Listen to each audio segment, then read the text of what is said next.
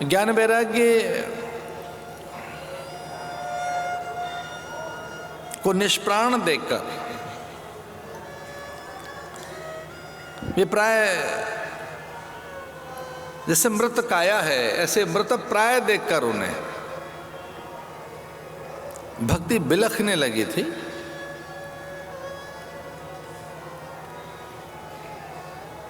अद्वैत में तो ज्ञान ही बड़ा है, ऋते ज्ञानान्न मुक्ति। पर परमहंस संहिता का ये ग्रंथ भक्ति की प्रधानता का भी ग्रंथ है और इसमें भक्ति ज्ञान की मां बताई गई है।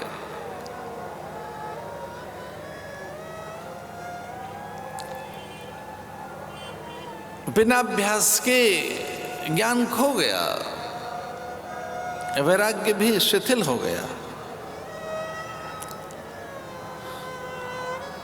उन्हें कोई जीवन दान दे, उन्हें फिर से कोई प्राणवंत करे, वे मुखर हों, वे मौन में चले गए। बिलखते हुए जब भक्ति को देखा नारद ने तो कुछ पल कुतूहल में बैठे कि ये तरुणी है कौन जिसकी सेवा में अनेक सलीलाएं, युवती, किशोरी, तरुणी, प्रौढ़ा, वृद्धा रूप धारण करके स्त्रियों के झुंड ने जिसे घेर के रखा हुआ है। ये कौन स्त्री है कि गंगा इसके ऊपर छत्र लिए खड़ी है, यमुना चवर डुला रही है, स्वयं सरस्वती उसके चरणों की रज कणिकाओं को मस्तक पर रख रही हैं। गंडकी, कावेरी, महांद्र, तनया, इक्षुमती, सरयू, अनेक पुण्य सलिलाएं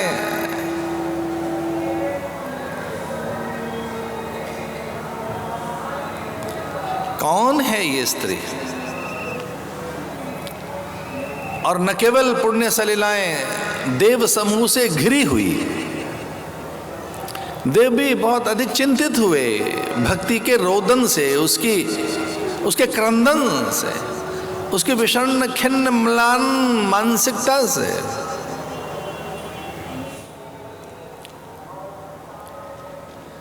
एक खिन्न मानसिकता, एक मनस्थिति ऐसी जिसमें कभी रो पड़ती है और कभी अपने बूढ़े पुत्रों के कपोल चूमने लगती है, कभी उनके आंसू पोंछने लगती है, और जैसे मानो उनके जीवन दान के लिए उनके प्राणों को कोई लौटा दे, वह भिक्षुणी बनी बैठी है। एकातु तरुणी विषण्ण खिन्न मानसा, खिन्न मनस्थिति है, बिखरी हुई, टूटा हुआ मन।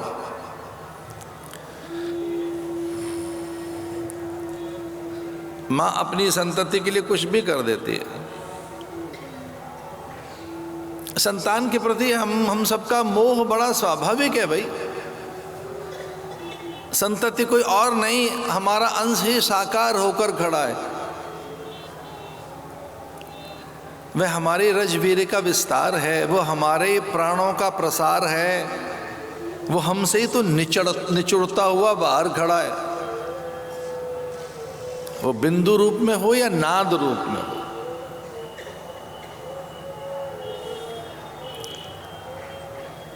उसका दुख देखा नहीं जाता, दुख की कल्पना से कईयों के तो प्राण चले गए। हमारे पुत्र को इतना कष्ट हो सकता है कि उसे कंटक पथ पर चलना होगा।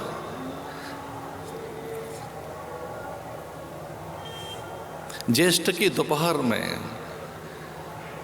अंबर अंगार बरसा रहा होगा, मेरा राम 14 बरस वन में रहेगा।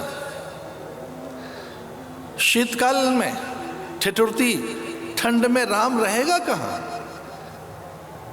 उसे कौन बिछौना बना कर देगा? उसके आहार की कौन व्यवस्था करेगा?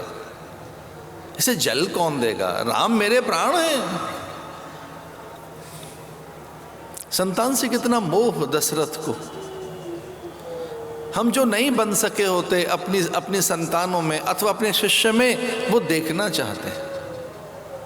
हम अपने सारे स्वप्न वहाँ पूरा करना चाहते हैं, अधूरी योजनाएं, अपने संकल्प, अपनी कामना, स्पृहा, लालसाएं, वासनाएं, ऐसनाएं हम तो नहीं कर सके पूरी, हमारा पुत्र करे अथवा हमारा शिष्य करे। ये केवल गृहस्थ में ही नहीं है, संतति आसक्ति, या संतति आसक्ति भैया सन्यासियों में भी है कि मुझसे श्रेष्ठ बने, ज्येष्ठ बने। जैसे पिता अपने पुत्र से पराजित होना चाहता है कि उसकी अधिक कीर्ति, यश, मान विस्तार हो उसका, वैसे ही गुरु भी अपने शिष्य की प्रगति के सपने लेकर जीता है। सच्चे गुरु शिष्य से पराजित होना चाहते हैं, उसके शील, संयम, सदाचार से, उसकी तपा सिद्धि से।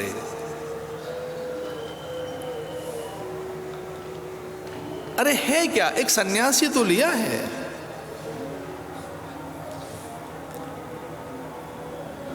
सुखदेव ने, है क्या, राम वन में ही तो गए, 14 बरस के बाद लौट आएंगे, लेकिन प्राण दे दिए दशरथ ने। पुत्र मोह ऐसा है, संतति मोह ऐसा है, दशरथ के प्राण चले गए, ये बिलक बिलक कर रोने लगे। प्रव्रज्यायित उदाहरण की है, यही तो एक संकल्प लिया है।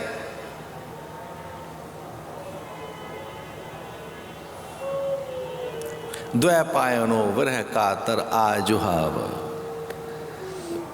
विरह में कातर होकर थर थर कांप रहे हैं और दौड़ रहे हैं पुत्र के पीछे। हाँ पुत्र, मुझे त्याग कर मत जा। जिसने ये कथा लिखी है ऐसा महर्षि वेदव्यास, पुराणों के रचयिता, कृष्ण द्वैपायन, 24 अवतारों में से एक नारायण के अवतार। संतान का मोह ऐसा ही होता है, हम उसके बिना जी नहीं पाते, अपनी संतति के बिना, अपने अंशों के बिना। वो हमारी प्राण सत्ता है, वो हमारी संकल्प सत्ता है, इसलिए भक्ति बिलखने लगी।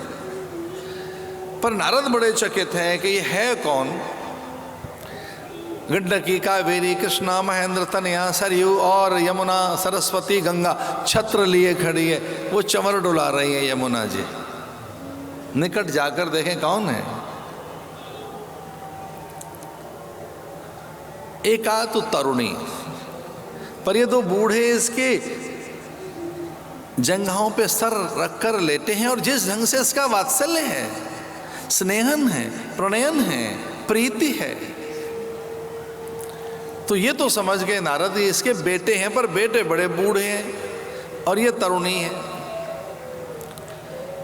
तो कुतूहल में वहां पहुंचे निकट कि कोई महत सत्ता है, सामान्य तो नहीं है। परिचारिकाओं के रूप में सुरबालाएं, अप्सराएं, देव कन्याएं और अनेक ऋषि मुनियों के झुंड में पुण्य सलिलाएं स्त्री का रूप धारण कर उसे ढाढ़स देती हैं, सांत्वना देती हैं, उसके आंसू पहुंचने के लिए कहती हैं इन्हें जीवन मिल जाएगा, आप इतना न बिलखें, रोए नहीं आप।